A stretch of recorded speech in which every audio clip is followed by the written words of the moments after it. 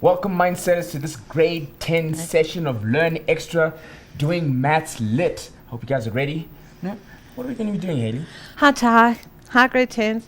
We're going to be doing probability today. Alrighty. We started it last week, so we're going to just carry on with a couple of questions and just deal with probability. All right, awesome. So I think I'm going to Haley go makes her over way there. across. Guys, you know the drill. You need to speak to me so I can speak to Haley, so you can get the questions that you're having issues with answered. So make sure you go to the page www.facebook.com/learnextra and get chatting to me. Because if you don't chat to me, I can't help you because I don't know what's wrong. So guys, make sure you post your questions. But for now, I'm going to hand over to Haley, who's going to continue the show. Thanks, Ty.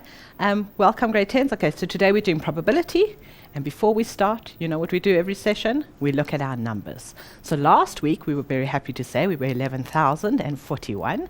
And this week, let's go back to Ty. Ty, what's our numbers? We have 11,562. 11,562. I think maybe it's because it's exams, because we've actually grown by about 500 this week, or over 500 this week, and maybe it is exams. But what's really nice is it's nice to see so many of you out there that are participating and following us on Facebook. But carry on, come on, tell your friends, because we can help. Okay, let's move on to today's challenge question. So, starting with the challenge question, which I hope will be posted on the Facebook page, but otherwise I'm going to give it to you now and then we'll discuss it later in the show. Our challenge question says, Stefan's mother has a new cell phone number. Stefan wants to call her but can't remember the last two numbers. So he can't remember the last two numbers of his cell phone. How many possible ways are there to complete the number? That's the first part. And the second part, we go down a little bit, what is the probability of Stefan guessing the correct number? So you need to work out all the possible outcomes and then work out the probability of him getting the number correct. Okay, we'll discuss it later in the show. Right, let's move on to today's session. And we're going to start with a summary. So remember last week we discussed what is probability. Probability is what is the chance of something happening. And remember last week we discussed there was a probability from 0 to 1 or from 0 to 100%. And we still discussed some of those. And remember I told you that there was a 0% chance of Ty falling pregnant. And he informs me before the show that still not pregnant. No, not pregnant at all. Very slim still. And it's never going to happen. That's a 0% chance. And 100% chance is absolutely something happening right now, is that you are watching this show. That is 100% chance that you are watching the show. I hope that that doesn't change during the show and that you don't disappear, but right now, if you are listening to me, there's 100% chance that you're watching the show. And we've got any number in between. How do we write a probability? Well, we can write a probability in three ways. Remember, we can write it, let's get a little bit more space here. We can write it as a percentage. We can write it as a decimal. That is a number between 0 and 1. And then we can also write it as a fraction. And usually that's the most important one. Usually that's the one that we refer to most, because we will always come back to our fraction and then we'll take our fraction, convert it to a percentage, or a fraction and convert it to a decimal. So we really need to work out the fraction first. The fraction, let me just find a little bit more space, of our probability. So what is our probability? To work out our fraction, we always take our favorable outcome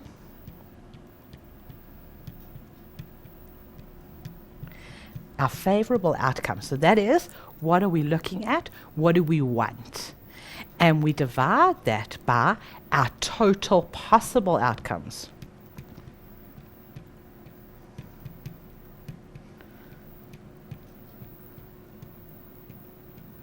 That's how we get our fraction. And then remember, from our fraction we can get to a percentage, and from a fraction we can get to a decimal. What is a tree diagram? Let's just revise this tree diagram. Last week we did a tree diagram, and I'm going to do another one for you now. A tree diagram is a way of actually calculating the possible outcomes, all the possible outcomes. And remember last week we looked at a case of a couple having children, and we could have a boy or a girl. So let's also just quickly look at two outcomes, and we're going to look at throwing a coin. So if I throw a coin once, I've got two possible outcomes. I've got a heads or tails. For each subsequent event, I create more branches to my tree. And I start off with each branch, I create the next branches. So if I take a second coin, let's change color. If I take a second coin, once I've thrown the head, I can still have head or tail. And the same thing for if I threw tails first. And I carry on doing this for each subsequent coin. So let's do one more coin, let's do another color.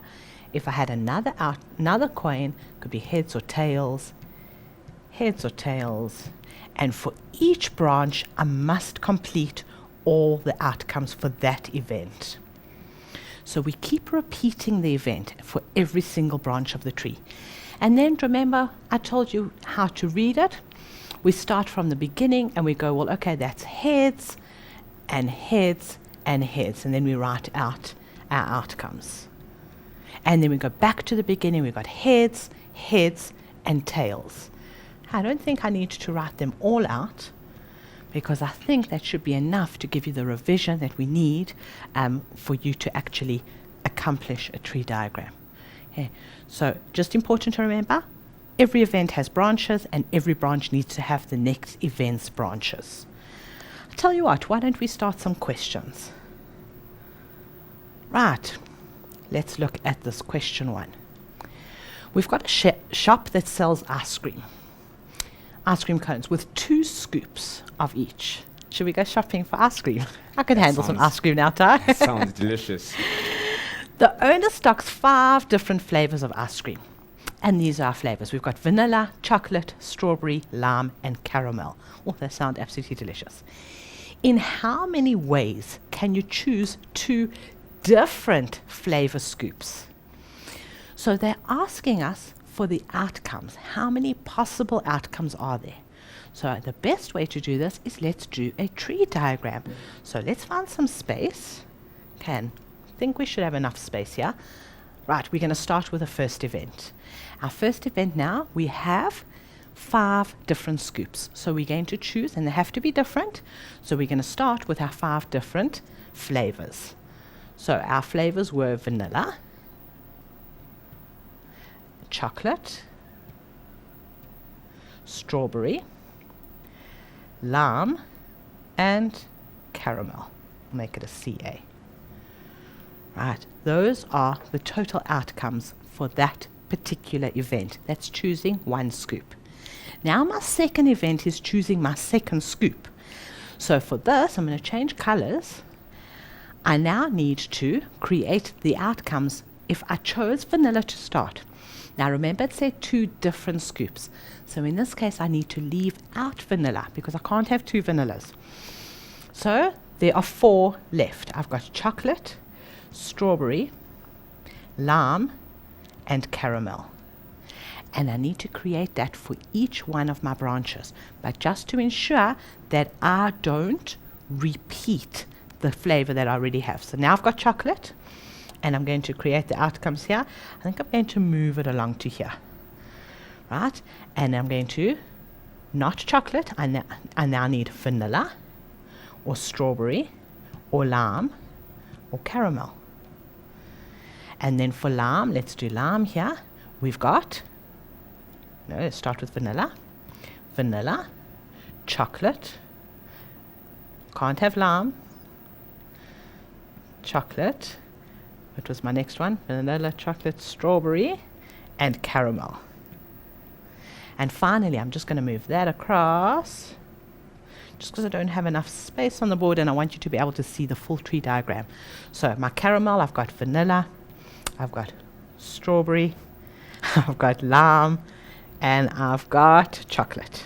I should have done these in order. Let's change the order.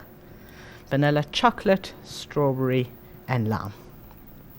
Okay, now I have all my outcomes. So how many possible outcomes are there? Well, clearly now all I need to do is count my number of branches. I haven't done strawberry. I've forgotten to do strawberry. Don't have all my flavors. Okay, let's do strawberry here. Right, strawberry, I have chocolate. I have vanilla first. Vanilla, chocolate, lime, and caramel. Now I have all my outcomes, okay? And I know it doesn't look that clear, but if you had to do it on a big piece of paper, kind of take your paper and maybe turn it to the side and fill in all the values. And then remember to get our outcomes, we're going back to the beginning. So I've got vanilla and chocolate, vanilla and strawberry, vanilla and lime, vanilla and caramel. And carry on. I've now got chocolate, vanilla, chocolate and strawberry, and you get all the outcomes, okay? So we can count our number of branches and see how many different outcomes there are. Only one little problem with this is we do have some that are duplicated. So we're going to have to try and eliminate our duplicates. So we've got 4 on each, and there are 5 branches, so we actually have a total of 20. Okay, so I'm going to find some space here. So we've got 20 outcomes. That's with none duplicated. But if I go back to my calculations, I can see that I've got vanilla and chocolate. So when it goes to chocolate and vanilla, I can delete that one. Okay, so I've got actually 3 left. So let's delete. Let's try delete them. Right. And then I've got, okay, so we've got all vanilla. So basically what I'm saying is I'm deleting vanilla from all of the outcomes, because I've already got my vanilla. Let's try to do that again. So I can delete the vanilla. Then once I've got my chocolate and strawberry, I can delete that chocolate from the strawberry. So in actual fact, I'm making it a little bit more complicated. Does it seem like it should be easier or more complicated? Huh? Seems like I'm making it a little bit slightly more little bit more complicated. A little bit more complicated. So strawberry, I've only got 2 choices left. I can delete all my chocolates. Let's try. No, that's not going to work, because we've already got those. Once I've got the strawberry, in actual fact, I can delete the strawberry from the last. Okay, so we're left with lime and caramel. I think I lost my caramel there. And from my caramel, I can delete totally. So in actual fact, I've got 4 plus 3 plus 2 plus 1. And that gives me all my outcomes. 4, that's 7. Now, I've only got 10 outcomes actually from the 20 that I originally thought. So I actually have 10 outcomes. That's if I don't duplicate. Now, you must be careful when you're answering this question. Is it important whether it comes first or second? Now, if I'm eating an ice cream with chocolate and strawberry, I don't think it's important if it's strawberry and chocolate or chocolate and strawberry. Yeah, the Still order gonna doesn't be matter. It's delicious. just going into my stomach. It's still going to be delicious. Okay, let's carry on reading though. What is the probability of a customer having 1 scoop of chocolate ice cream? So let's go back to our outcomes and see where we've got chocolate. Let's try find a different color. So we'll use green now. I've got chocolate, there's 1. I've got chocolate, where else have I got chocolate? I've got all of these are chocolate. There's 4. And have I got any others with chocolate? No, I don't. So I've got 4 outcomes of chocolate. And then we're asking for the probability. So I've got 4 out of a total of 10. Now, if they don't ask you to put it into percentage or into a decimal, then you can leave it exactly like that. You don't even need to simplify. You can leave it as 4 out of 10. If you'd like to simplify, by all means you can. And if you'd like to check it out as a percentage, well then times by 100. But read the question. It just says, what is the probability of the customer having 1 scoop of chocolate ice cream? We've got our probability. We've answered the question. Then we've got time to do another question. Yes. I think so. Right, we've got a question here. Pinky is a witness of a robbery. She saw 2 men driving away in a red sports car. She tried to remember the registration number, but can only remember some of the letters and the numbers. This is what she can remember. So she can remember that it's PZ something, 07 something, and it's a GP number plate. So Now we want to know how many ways can the detective complete the missing letters. So let's go and see. We've got this missing letter. How many ways are there to complete the missing letter? Now, I don't know about you guys, and I know you're not driving yet, so I don't know how much note you take on the road and of number plates. But if the number plate is generated, a normal number plate that's generated, we do not use vowels in the number plates. So, how many letters in the alphabet? We have 26 letters in the alphabet. How many vowels do we have in the alphabet? Well, we have A, E, I, O, and U. So we've got 5 vowels. So in total, there are 21 possibilities for that letter. How many ways can the detective complete the missing letter? Well, he can complete it in 21 different ways. In how many ways can the detective complete the missing number?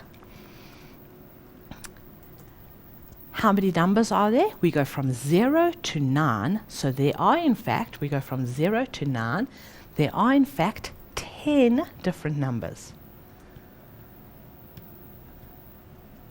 Now, I know whenever I do this in my class, then my kids say to me, but they're only 9 numbers. And they forget that 0 is a number. And 0 is a very important number in this particular case because it is a whole other number. So we don't just have 9 numbers, we have 10 numbers. The detective puts letters into one bag and numbers into a second bag. He selects a letter and number without looking. What is the probability that he selected the letter that Pinky can't remember? Well, he's taking out 1. How many letters did he have in the bag? So we're taking out 1 letter out of a total possible 21 letters. What is the probability that he selected the number that Pinky can't remember? And in this case, we're taking out again 1 number out of a total possible 10 numbers. I'd hate to be this detective. What do you say, Ty? These case files are going to be very thin. Very thin. What is the probability that he selected the letter and the number so that he can find the owner of the red sports car? Well, we're now looking at the probability that he selected the correct letter was 1 out of 21. The probability that he selected the correct number was 1 out of 10. And we want to know the probability that he selected the letter and the number. And remember I said to you, whenever we're adding probabilities, we multiply. So, doing this on the calculator, we can multiply the top and multiply the bottom on your calculator. Or if you'd like to use your calculator, if you have a scientific calculator, you can use your fraction button. So if we do have one, we can go 1 out of 21 times by another fraction, 1 out of 10. And we get an answer out of 1 out of 210. But if you don't have a scientific calculator, how do we work with fractions? Well, all we do in fractions is we multiply our top. Let's get a pen rather for this.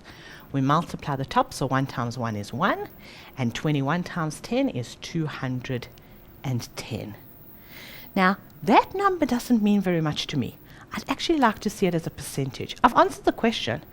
It says, what is the probability? But I'd like to see it as a percentage, because I'd like to know what the chances are, and I can understand percentages better than I can understand 1 out of 210. So should we check it out as a percentage? Let's times by 100. Let's get a little bit more space here. And we've got our calculator. Already got my fraction. I'm going to times that by 100.